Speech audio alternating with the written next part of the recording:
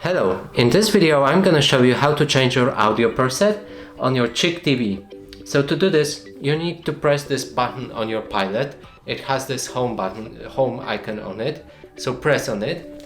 Then in the top right corner of the screen you can see the clock icon, press on that as well.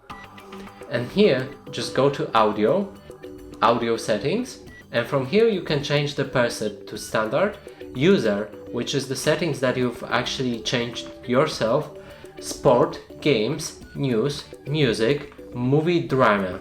So let's pick, for example, games. And then we go back and it's changed.